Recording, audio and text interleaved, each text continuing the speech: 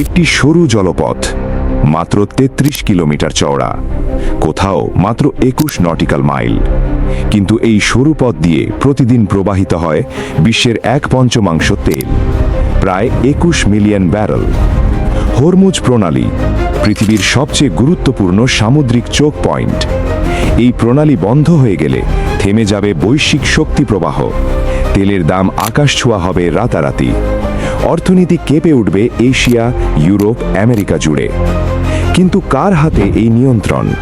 কে দাঁড়িয়ে আছে এই সরু জলপথের এক পাশে, যার ভৌগোলিক অবস্থান তাকে দিয়েছে অসাধারণ কৌশলগত ক্ষমতা? উত্তর সহজ, কিন্তু তার ভূরাজনীতি জটিল। আজ আমরা জানব ইরান, হরমুজ প্রণালী এবং বিশ্ব শক্তির সেই অদৃশ্য শক্তির ভারসাম্যের গল্প। তার আগে যারা আমার চ্যানেলে নতুন তারা অবশ্যই আল ইমরান এক্স চ্যানেলটি সাবস্ক্রাইব করে আমাদের সাথে থাকুন। বিশ্বের গুরুত্বপূর্ণ ডকুমেন্টারি বিশ্লেষণ পেতে আমাদের সঙ্গেই থাকুন। Al Imran X, curiosity meets knowledge, কৌতূহল থেকে জ্ঞানের যাত্রা।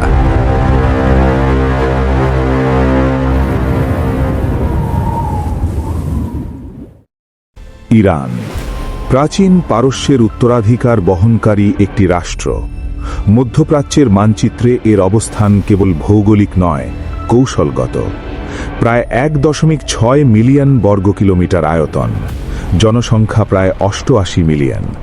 কিন্তু ইরানের আসল শক্তি তার আকারে নয়, তার অবস্থানে। উত্তরে ক্যাসপিয়ান সাগর, দক্ষিণে পারস্য উপসাগর এবং ওমান উপসাগর, প্রায় ২৪০০ কিলোমিটার উপকূল রেখা।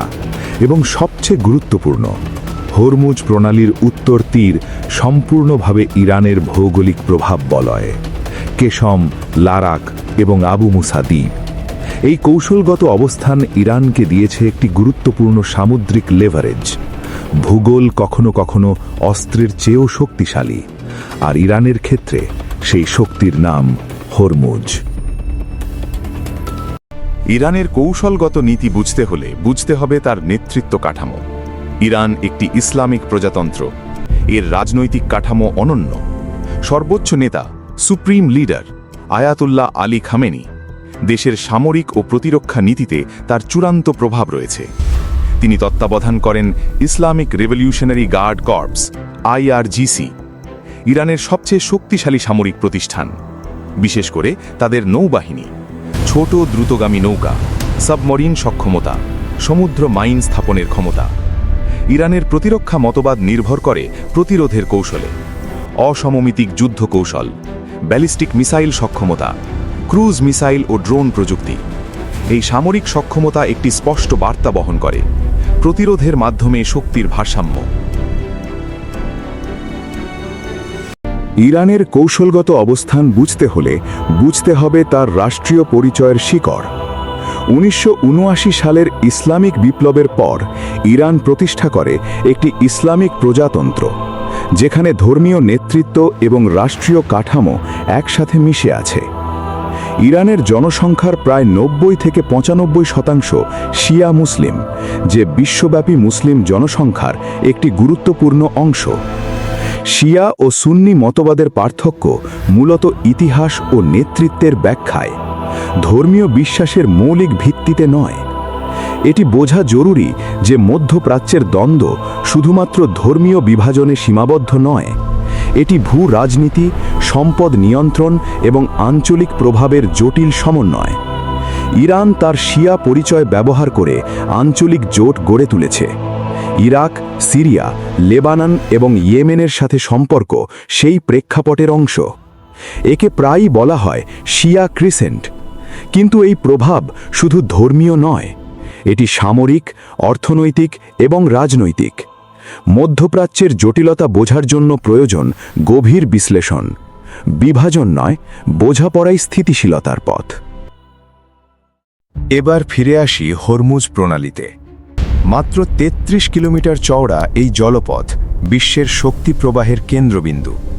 সবচেয়ে সরু স্থানে প্রায় ২১ নটিক্যাল মাইল। কিন্তু এই ছোট্ট প্রণালী দিয়ে প্রতিদিন পরিবাহিত হয় প্রায় ২১ মিলিয়ন ব্যারেল তেল, বিশ্বের মোট তেল সরবরাহের প্রায় ১/৫। শুধু তেল নয়, বিশ্বের প্রায় 25% তরলীকৃত প্রাকৃতিক গ্যাসও এই পথেই যায়। চীন, ভারত, জাপান, দক্ষিণ কোরিয়া, এশিয়ার প্রধান অর্থনীতিগুলো সরাসরি নির্ভরশীল এই একটি সমুদ্রপথের ওপর। ইউরোপের শক্তি বাজারও এর সাথে গভীরভাবে সংযুক্ত। এই কারণেই হরমুজ প্রণালী শুধু একটি জলপথ নয়, এটি একটি বৈশ্বিক জ্বালানি ধমনী, এবং এই ধমনীর নিরাপত্তা নিশ্চিত করতে মোতায়েন থাকে আন্তর্জাতিক নৌ উপস্থিতি। কারণ এখানে কোনো সামান্য অস্থিরতাও কাঁপিয়ে দিতে পারে বৈশ্বিক বাজার। হরমুজ প্রণালীর গুরুত্ব সবচেয়ে স্পষ্ট হয় যখন উত্তেজনা বাড়ে মধ্যপ্রাচ্যে। ইরান ও ইসরায়েলের দীর্ঘস্থায়ী উত্তেজনা আঞ্চলিক শক্তির ভারসাম্যকে প্রভাবিত করে। পারমাণবিক কর্মসূচি নিয়ে আন্তর্জাতিক উদ্বেগ পরিস্থিতিকে আরও জটিল করেছে। অর্থনৈতিক নিষেধাজ্ঞা এবং কূটনৈতিক চাপ বৃদ্ধি পেয়েছে, কিন্তু সরাসরি যুদ্ধ নয়, বরং কৌশলগত বার্তা। সমুদ্রপথ হয়ে ওঠে চাপ প্রয়োগের একটি মাধ্যম। 2019 সালে ট্যাঙ্কার হামলা বিশ্ববাজারে অস্থিরতা সৃষ্টি করে। আন্তর্জাতিক পর্যবেক্ষকরা আঞ্চলিক সম্পৃক্ততা নিয়ে প্রশ্ন তোলেন। একই বছরে একটি নজরদারি ড্রোন ভূপাতিত হয়। বার্তাটি ছিল স্পষ্ট: আমরা যুদ্ধ চাই না, কিন্তু নিয়ন্ত্রণ ছেড়ে দেব না। হরমুজ বন্ধ করার সক্ষমতা একটি কৌশলগত লিভারেজ, আর কখনো কখনো যুদ্ধের ভয় যুদ্ধের চেয়েও শক্তিশালী হয়ে ওঠে। এবার কল্পনা করুন, যদি হরমুজ প্রণালী সত্যি বন্ধ হয়ে যায়। প্রথম ধাক্কা আসবে তেলের বাজারে। প্রতি ব্যারেল তেলের দাম হঠাৎ লাফিয়ে উঠতে পারে। জ্বালানির মূল্য বৃদ্ধি পাবে বিশ্বজুড়ে। শুধু তেল নয়, তরলীকৃত প্রাকৃতিক গ্যাসের সরবরাহ ব্যাহত হবে।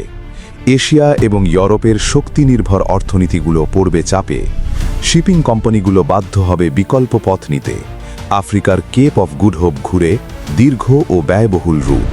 বাড়বে পরিবহন সময়, বাড়বে খরচ, বীমা প্রিমিয়াম বৃদ্ধি পাবে কয়েক গুণ। বৈশ্বিক সরবরাহ শৃঙ্খল ভেঙে পড়তে পারে। শেয়ার বাজারে দেখা দিতে পারে অস্থিরতা। মুদ্রাস্ফীতি বৃদ্ধি পেতে পারে বিভিন্ন দেশে, এবং সবচেয়ে বেশি প্রভাব পড়বে উপসাগরীয় রপ্তানি নির্ভর অর্থনীতিতে। একটি সরু জলপথ পরিণত হতে পারে বৈশ্বিক অর্থনৈতিক সংকটের সূচনা বিন্দুতে। হরমুজ প্রণালী শুধু একটি সরু জলপথ নয়, এটি বৈশ্বিক শক্তি প্রবাহের একটি গুরুত্বপূর্ণ ধমনী। এই ছোট্ট সমুদ্রপথের ওপর নির্ভর করে বহু দেশের অর্থনীতি। এখানে প্রতিটি উত্তেজনা বিশ্ব বাজারে প্রতিধ্বনি তোলে, এবং প্রতিটি স্থিতিশীলতা নিশ্চিত করে বৈশ্বিক ভারসাম্য। ভূগোল কখনো কখনো রাজনীতির চেয়েও শক্তিশালী হয়ে ওঠে।